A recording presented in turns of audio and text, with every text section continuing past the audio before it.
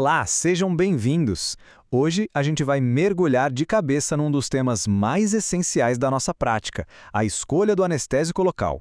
O objetivo aqui é bem claro: vamos sair do piloto automático e transformar essa decisão, que para muita gente é só um hábito, numa verdadeira estratégia clínica, pensando sempre em segurança e, claro, em eficácia.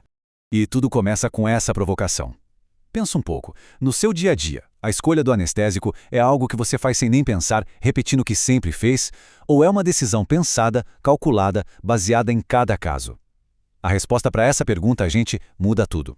Impacta diretamente na segurança de quem a gente atende e no sucesso do nosso trabalho. Então, olha só o nosso caminho de hoje. Primeiro, vamos entender o que é essa mentalidade estratégica. Depois, vamos montar uma matriz de decisão super prática. Aí partimos para o cálculo de dose, porque segurança é tudo. Vamos ver como lidar com falhas e contraindicações e, para fechar, como fazer os ajustes finos para pacientes especiais. Bora lá então! É aqui que a gente vira a chave. Escolher o anestésico não é só um detalhezinho técnico. Na real, é uma das decisões clínicas mais críticas que a gente toma todos os dias no consultório. A grande sacada é a seguinte: cada sal, cada concentração, cada vasoconstritor tem uma personalidade, um perfil de ação.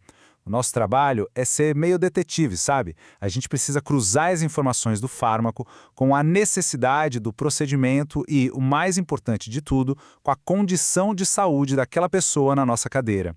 É um quebra-cabeça que equilibra segurança, eficiência e o bem-estar depois do procedimento. Certo. Mas como é que a gente organiza esse raciocínio para não se perder? Simples, usando uma matriz de decisão.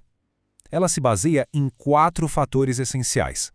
Se você gravar esses 4 pilares, já está com meio caminho andado para qualquer prova e, claro, para uma prática clínica muito mais segura. Fator número 1, o mais óbvio. Quanto tempo de anestesia a gente precisa? Esse slide aqui mata a charada. Para procedimentos curtinhos, de até meia hora, uma restauração simples, por exemplo, mepivacaína sem vaso ou prilocaína resolvem. Para a grande maioria dos casos, que giram em torno de 1 hora, lidocaína ou articaína com o vaso são o nosso padrão. Agora, se o negócio é mais complexo, uma cirurgia, ou quando a gente já espera aquela dorzinha depois, aí a bupivacaína entra em campo para dar mais de 90 minutos de tranquilidade. Agora atenção máxima aqui. Fator número 2, e esse é crítico, a condição sistêmica do paciente. A classificação ASA não é só um número na ficha, gente, é a nossa bússola de segurança. Um paciente ASA 3 ou I4, um cardiopata, por exemplo, vai exigir uma escolha totalmente diferente, principalmente na dose do vasoconstritor. O terceiro fator é a necessidade de estancar o sangramento, a hemostasia. Em uma cirurgia, isso é fundamental. E a nossa ferramenta para controlar isso é a concentração do vasoconstritor. Precisa de hemostasia máxima? Epinefrina 1 para 50 mil, bem localizada. O padrãozão, que serve para quase tudo, 1 para 100 mil. E quando a gente precisa ser mais cuidadoso, com estímulo cardiovascular mínimo, 1 para 200 mil. E o nosso quarto fator: a capacidade de difusão do anestésico nos tecidos. E aqui não tem jeito, a estrela é a articaína. Por quê? Porque ela é super lipossolúvel, o que dá a ela uma capacidade incrível de atravessar tecidos densos, tipo a parede óssea da mandíbula.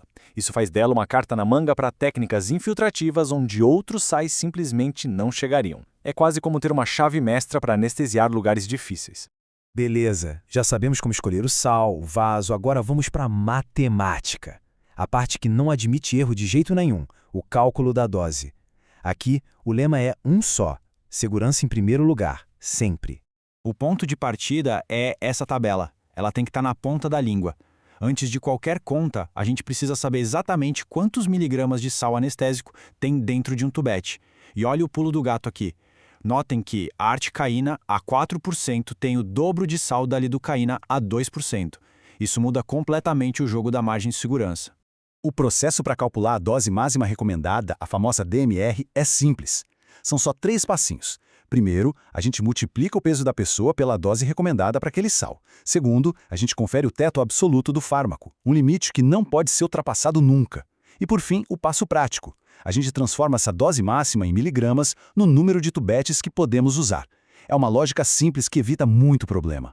E olha que impressionante o que esse gráfico mostra. É o contraste. Para um adulto de 70 quilos, a gente pode usar quase 14 tubetes de lidocaína. Agora olha para uma criança de 20 quilos. O limite cai para menos de 4 tubetes. Isso mostra, de um jeito muito claro, como a margem de segurança na odontopediatria é infinitamente menor. Um errinho de cálculo aqui pode ter consequências bem sérias.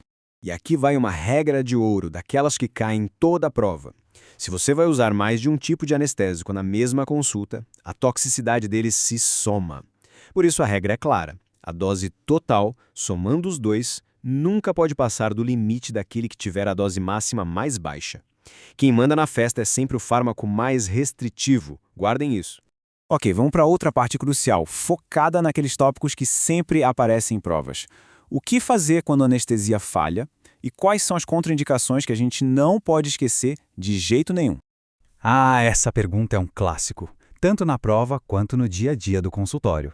Quem nunca passou por essa frustração, né? Tentar anestesiar uma área com infecção e nada. A anestesia simplesmente não pega, mas isso tem uma explicação farmacológica bem certinha. A resposta está toda aqui, na química. Acidificação do tecido. O pois, a inflamação, tudo isso deixa o pH da região mais ácido. E o que acontece? Esse ambiente ácido não deixa o sal anestésico se quebrar para liberar sua forma ativa, a chamada base livre.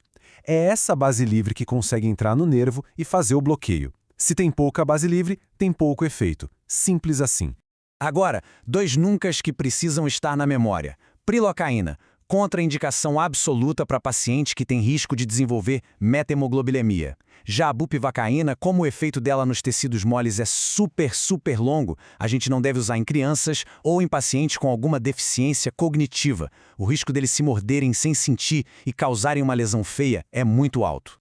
Chegamos na nossa última parte de conteúdo, mais uma das mais importantes, com certeza.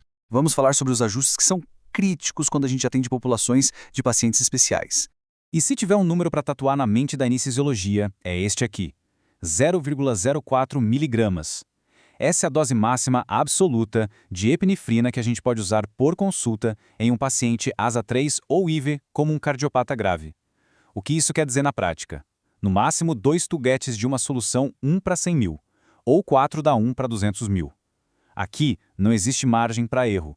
E aqui vai um checklist rápido e prático. Gestantes, depois do primeiro trimestre, lidocaína com epinefrina mais diluída é a escolha mais segura. Pacientes com problema no fígado ou nos rins, o corpo deles tem dificuldade para processar e eliminar o anestésico, então a gente tem que obrigatoriamente reduzir a dose total. E em asmáticos, todo cuidado com a prilocaína, porque uma parte dela é eliminada pelos pulmões, o que pode piorar a condição. Para a gente começar a fechar o raciocínio, esse gráfico mostra bem o peso de cada coisa que a gente conversou.